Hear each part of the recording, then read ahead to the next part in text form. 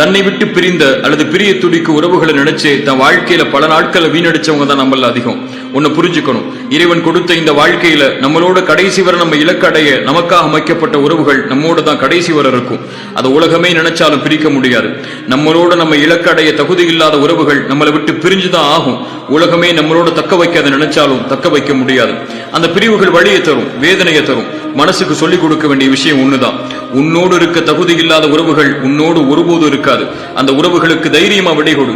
தகுதி இல்லாதது உன்னை விட்டு நீங்கினாதான் தகுதி உடையது உன்னை வந்து சேரும். குறிப்பா இறை நம்பிக்கை கொண்டவங்க பிரிவுகளுக்கு ஒருபோதும் கவலைப்பட மாட்டாங்க.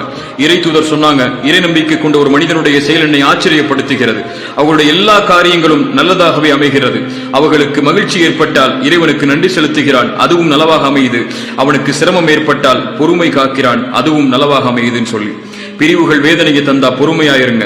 நம்மளோட நமக்காக அமைக்கப்பட்ட உறவுகள் நம்மளோட கடைசி வரை இருக்குங்கிற நம்பிக்கையோட